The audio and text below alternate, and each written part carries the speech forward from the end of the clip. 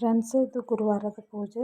ರಾಯರಿಗೆ ಪೂಜೆ ಅದು ಮುಗಿಸ್ಕೊಂಡು ಲಾಗ್ ಚಾಲೂ ಮಾಡೀನಿ. Hi hello friends, welcome back to our channel. ನಿಮ್ಮ ವೇಣೆ ಹೇಗಿದ್ದೀರಾ? ನಾವು ಆರಾಮಿದ್ದೀವಿ ನೋಡಿರಿ. ನೀವು ಕೂಡ ಆರಾಮಿದ್ದೀರಾ ಅಂದ್ಕೊಂಡು ಭಾವಿಸ್ತಾ ಇವತ್ತಿನ ಬ್ಲಾಗ್ ಸ್ಟಾರ್ಟ್ ಮಾಡಿದ್ದೀನಿ. ಪೂಜೆ ಅದು ಮುಗಿಸ್ಕೊಂಡು ಇವಾಗ ರೊಟ್ಟಿ ಮಾಡ್ತಾಯಿದ್ದೀನಿ. ಹಾಗೆ ರೊಟ್ಟಿಗೆ ಹಿಟ್ಟು ನಾದಿಟ್ಟೇನ್ರಿ. ಈ ಕಡೆಗೆ ಸೊಪ್ಪು ಕುದಿಸಾಕಿಟ್ಟೇನ್ರಿ. ಇದು ಯಾವುದು ಅಂದರೆ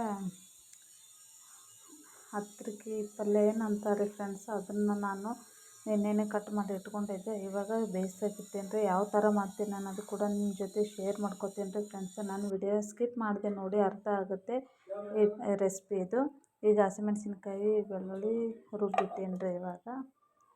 ಇವಾಗ ಹಾಗೆ ರೊಟ್ಟಿ ಮಾಡಿಕೊಂಡು, ರೊಟ್ಟಿ ಆದ ನಂತರ ಹಾಗೆ ಪಲ್ಯ ಮಾಡ್ಕೊಂಡ್ರೆ ಆಯ್ತು ಅಂದ್ಬಿಟ್ಟು ಇವಾಗ ರೊಟ್ಟಿ ಮಾಡ್ತಾಯಿದ್ದೀನಿ ನೋಡಿ ಫ್ರೆಂಡ್ಸ್.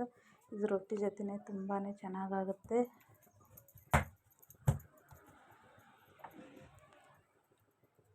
ಪಲ್ಯ. ಹಾಗಾಗಿ ನಾನು ನಿಮ್ಗೆ ತೋರಿಸ್ತಾ ಇದ್ದೀನಿ. ಇವಾಗ ಒಂದು ಸ್ವಲ್ಪ ರೊಟ್ಟಿ ಹಾಕೋತೀನಿ ರೀ. ನಮ್ಗೆ ಅಂದ್ರೆ ಉತ್ತರ ಕರ್ನಾಟಕದ ಕಡೆ ರೊಟ್ಟಿ ಇಲ್ಲಾಂದ್ರೆ ನಮ್ಗೆ ಊಟನೇ ಕಂಪ್ಲೀಟ್ ಆಗಲ್ಲ ರೀ. ಹಾಗಾಗಿಬಿಟ್ಟು ನಾವು ಡೈಲಿ ನೋಡಿರಿ ನಮ್ಮದು ಈ ಥರ ರೂಟೀನ್ ಇರುತ್ತೆ.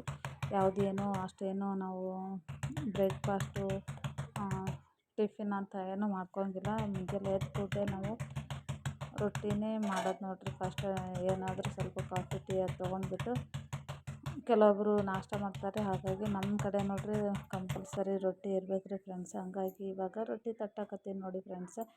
ನನ್ನ ಚಾನಲ್ ಯಾರೆಲ್ಲ ಫಸ್ಟ್ ಟೈಮ್ ನೋಡ್ತಾ ಇದ್ದರೆ ಪ್ಲೀಸ್ ಸಬ್ಸ್ಕ್ರೈಬ್ ಮಾಡ್ಕೊರಿ. ಹಾಗೆ ಲೈಕ್ ಕೊಡೋದು ಮಾತ್ರ ಮರಿಬೇಡಿ ಫ್ರೆಂಡ್ಸ. ನಾನು ಇನ್ ಕೇಸ್ ವಿಡಿಯೋ ಇಷ್ಟ ಆಗಿತ್ತಂದರೆ ನಿಮ್ಮ ಫ್ರೆಂಡ್ಸ ಫ್ಯಾಮಿಲಿಗೆ ವಿಡಿಯೋವನ್ನು ಶೇರ್ ಮಾಡಿ ಅಂತ ಹೇಳ್ತಾ, ಇದು ಸೊಪ್ಪು ತುಂಬಾ ಚಲೋ ರೀ ಆರೋಗ್ಯಕ್ಕೆ. ಹಾಗಾಗಿಬಿಟ್ಟು ಇವು ವರ್ಷಕ್ಕೊಮ್ಮೆ ಬರುತ್ತಲ್ಲ ಫ್ರೆಂಡ್ಸ್, ಡೈಲಿ ಅಂತ ಸಿಕ್ಕಂಗಿಲ್ಲ. ಹಾಗಾಗಿ ವರ್ಷಕ್ಕೊಮ್ಮೆ ಈ ಥರ ಸೊಪ್ಪುಗಳು ಬಂದಾಗ ನಾವು ತಿನ್ನಬೇಕು. ತುಂಬಾ ಆರೋಗ್ಯಕ್ಕೆ ಒಳ್ಳೆಯದು. ಹಾಗಾಗಿ ನಿಮ್ಮ ಕಡೆಯೂ ನಮಗೆ ಇಲ್ಲಿ ಸುರ್ಪುರಲ್ಲಿ ಸಿಗಲಿಲ್ಲ. ಕಲಬುರ್ಗಿಗೆ ಹೋಗಿದ್ವಲ್ಲ ಫ್ರೆಂಡ್ಸ್, ಅಲ್ಲಿ ನಾನು ಅಮ್ಮ ತೊಗೊಂಡಿವಿ ಸೊಪ್ಪು. ಇಲ್ಲಿ ಸಿಕ್ಕಿರಲಿಲ್ಲ. ಹಂಗಾಗಿಬಿಟ್ಟು ಇವಾಗ ರೊಟ್ಟಿ ತಟ್ತಾಯಿದ್ದೀನಿ ನೋಡಿರಿ. ಪಟ ರೊಟ್ಟಿ ಮಾಡ್ಕೊತೀನಿ ರೀ. ರೊಟ್ಟಿ ಮಾಡ್ಕೊಂಡು ಆನಂತರ ಯಾವ ಥರ ಮಾಡ್ತೀನಿ ಸೊಪ್ಪಿನ ಪಲ್ಯ ಅಂತ ಅನ್ನೋದು ಕೂಡ ನಿಮ್ಗೆ ತೋರಿಸ್ತೀನಿ ನೋಡಿರಿ. ಇವಾಗ ರೊಟ್ಟಿ ಆಯ್ತು ನೋಡಿರಿ. ಈ ಥರ ಆಗುತ್ತೆ ರೊಟ್ಟಿ. ತುಂಬ ಚೆನ್ನಾಗಿ ಆಗುತ್ತೆ ಫ್ರೆಂಡ್ಸ. ಇವಾಗಂತೂ ನೋಡಿರಿ ಮಷಿನ್ಗಳು ಬಂದಾವ್ರಿ. ಮಷಿನ್ಕಿನ್ನ ಏನಾಗುತ್ತೆ ಕೈಯಿಂದ ಚೆನ್ನಾಗಿ ನಾದಿ ಮಾಡಿದ್ರೇ ಸ್ವಲ್ಪ ಟೇಸ್ಟ್ ಬರುತ್ತೆ ಫ್ರೆಂಡ್ಸ್. ತುಂಬ ಚೆನ್ನಾಗಿ ಟೇಸ್ಟ್ ಕೊಡುತ್ತೆ. ಅದು ಮಷಿನ್ದಾಗ ಅಷ್ಟೇನು ಜಾಸ್ತಿ ಇದಾಗಂಗಿಲ್ಲ. ಹಂಗಾಗಿಬಿಟ್ಟು ನಮ್ಮ ಉತ್ತರ ಕರ್ನಾಟಕದ ಕಡೆ ನೋಡಿರಿ ಫ್ರೆಂಡ್ಸ, ಚೆನ್ನಾಗಿ ನಾದಿಬಿಟ್ಟು ಈ ಥರ ರೊಟ್ಟಿ ತಟ್ಟಿ ಊಟ ಮಾಡಿದ್ರೆ ನೋಡಿರಿ ತುಂಬಾ ಆರೋಗ್ಯಕ್ಕೆ ಒಳ್ಳೆಯದು. ಹಂಗಾಗಿ ಬೆಂಗಳೂರು ಸೈಡಲ್ಲಿ ಏನು ರಾಗಿ ಮುದ್ದೆ ಅದು ಅಂತಾರಲ್ಲ, ಹಾಗಾಗಿ ನಮ್ಮ ಉತ್ತರ ಕರ್ನಾಟಕದ ಕಡೆ ನೋಡಿರಿ ಜೋಳದ ರೊಟ್ಟಿ ಅಂದರೆ ತುಂಬಾ ಇಷ್ಟ ರೀ. ಒಂದಿನ ಇಲ್ಲ ಅಂತಂದರೆ ರೊಟ್ಟಿ ಏನೋ ಬಿಟ್ಟಿವಿ ತಿನ್ನೋದು ಊಟ ಮಾಡೋದ್ರಾಗ ಅಂತ ಅನಿಸುತ್ತೆ ಫ್ರೆಂಡ್ಸ್. ಹಂಗಾಗಿಬಿಟ್ಟು ತುಂಬಾ ಇಷ್ಟ ಆಗುತ್ತೆ ನಮಗಂತೂ. ಡೈಲಿ ಕಂಪಲ್ಸರಿ ರೊಟ್ಟಿ ಬೇಕೇ ಬೇಕು ನೋಡಿ ಫ್ರೆಂಡ್ಸ್. ಇವಾಗ ನೋಡಿ ಪಟ ರೊಟ್ಟಿ ಮಾಡ್ಕೊತೀನಿ ರೀ. ಆನಂತರ ಸೊಪ್ಪು ಮಾಡೋದು ತೋರಿಸ್ತೀನಿ ರೀ. ತುಂಬ ಚೆನ್ನಾಗಿ ಟೇಸ್ಟ್ ಕೂಡ ಇರುತ್ತೆ. ಆ ಥರ ಸೊಪ್ಪು ಬೇಯಿಸ್ಬಿಟ್ಟು ಚೆನ್ನಾಗಿ ಹಿಂಡಬೇಕು ರೀ. ನೀರು ಹಿಂಡಿ ತೆಗೆದ್ಬಿಟ್ಟು ತಾಳಿಸ್ಬೇಕಾಗುತ್ತೆ ಫ್ರೆಂಡ್ಸ.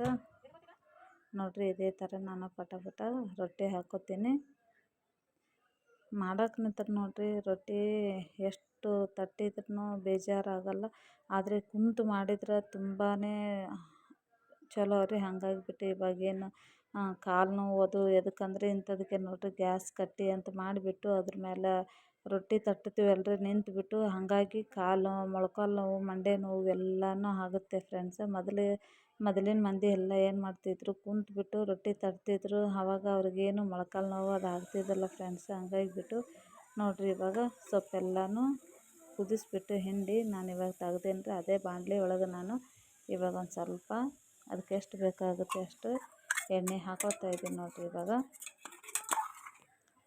ಎಣ್ಣೆ ಹಾಕೊಂಡ್ಬಿಟ್ಟು ಎಣ್ಣೆ ಬಿಸಿ ಆದ ನಂತರ ನಾವು ರುಬ್ಬಿರುವ ಹಸಿಮೆಣಸಿನಕಾಯಿ ಬೆಳ್ಳುಳ್ಳಿ ಪೇಸ್ಟ್ ಹಾಕಿ ಚೆನ್ನಾಗಿ ಎಣ್ಣೆಯಲ್ಲಿ ಫ್ರೈ ಮಾಡ್ಕೋಬೇಕು ರೀ. ಎಣ್ಣೆಯಲ್ಲಿ ಅದು ಫ್ರೈ ಚೆನ್ನಾಗಿ ಮಾಡ್ಕೊಂಡಿವಂದ್ರೆ ಆನಂತರ ರುಚಿಗೆ ತಕ್ಕಷ್ಟು ಉಪ್ಪು ಹಾಗೆ ಒಂದು ಸ್ವಲ್ಪ ಅರಿಶಿಣ ಹಾಕ್ಕೊಂಡು ಫ್ರೈ ಮಾಡ್ಕೊತಾ ಇದ್ದೀವಿ ನೋಡಿರಿ. ತುಂಬಾ ಚೆನ್ನಾಗಾಗುತ್ತೆ. ನಮ್ಮ ಉತ್ತರ ಕರ್ನಾಟಕ ಕಡೆ ಸಿಗುತ್ತೆ ರೀ ಸೊಪ್ಪು. ಜಾಸ್ತಿ ಯಾರು ಎಲ್ಲ ಉತ್ತರ ಕರ್ನಾಟಕದ ಮಂದಿ ಇದ್ದೀರಿ ಯಾರೆಲ್ಲ ನೀವು ಇದು ಸೊಪ್ಪನ್ನು ಮಾಡಿರಿ ಅನ್ನೋದು ಕೂಡ ನನಗೆ ಕಮೆಂಟ್ಸಲ್ಲಿ ತಿಳಿಸಿ. ಎಣ್ಣೆ ಹಾಕಿ ಪಲ್ಯ ಒಳಗೇನೆ ಮಿಕ್ಸ್ ಮಾಡಿ ಹಾಕಿದ್ರೆ ಬರ್ತಿತ್ತು. ಎಣ್ಣೆದಾಗ ಸ್ವಲ್ಪ ಚಂದ ಫ್ರೈ ಮಾಡ್ಕೊಂಡ್ರೆ ಮೆಣಸಿನ್ಕಾಯಿ ಪಲ್ಯದ ಚೆನ್ನಾಗಿ ಬೇಯಿಸ್ಬೇಕು. ಆಲ್ರೆಡಿ ನಾವು ಬೇಯಿಸಿರ್ತೀವಲ್ಲ, ಹಾಗಾಗಿ ಅದು ಅಂದ್ರೆ ಹಸಿಮೆಣಸಿನ್ಕಾಯಿ ಬೆಳ್ಳುಳ್ಳಿ ಏನು ಪೇಸ್ಟ್ ಇರುತ್ತಲ್ಲ ಅದರೊಳಗೆ ಚೆನ್ನಾಗಿ ಮಿಕ್ಸ್ ಆಗಬೇಕು. ಅದು ಮೆಣಸಿನ್ಕಾಯಿ ರುಬ್ಬಾಗೆ ನಾನು ಉಪ್ಪು ಹಾಕಿದ್ದೇನೆ ರೀ. ಲಾಸ್ಟಲ್ಲಿ ಶೇಂಗಾ ಪೌಡ್ರ್ ಹಾಕ್ತೀನಿ. ನೋಡಿ ಫ್ರೆಂಡ್ಸು, ಈ ಥರ ಆಯ್ತು ನೋಡಿ, ತುಂಬ ಚೆನ್ನಾಗಾಯಿತು. ಹಾಗೆ ರೊಟ್ಟಿ ಕೂಡ ಮಾಡಿದ್ನಲ್ಲ, ಇವಾಗ ನಮ್ಮ ಮನೆಯವರಿಗೆ ಊಟ ಕೊಡ್ತೇನೆ ರೀ. ಇವಾಗ ನಾನು ಕೂಡ ಊಟ ಮಾಡ್ಕೊತೀನಿ ನೋಡಿ ಫ್ರೆಂಡ್ಸ್. ಈ ಥರ ಪಲ್ಯ ರೆಡಿ ಆಯ್ತು ನೋಡಿರಿ. ಇಲ್ಲಿಗೆ ವಿಡಿಯೋ ಎಂಡ್ ಮಾಡ್ತೀನಿ ಫ್ರೆಂಡ್ಸ್. ಮತ್ತೊಂದು ವಿಡಿಯೋ ಮತ್ತು ರೆಸಿಪಿಯೊಂದಿಗೆ ಸಿಗ್ತೀನಿ. ಡೈಲಿ ರೂಟೀನ್ ಈ ಥರ ಇರುತ್ತೆ ನನ್ನ friends. Take care, bye friends.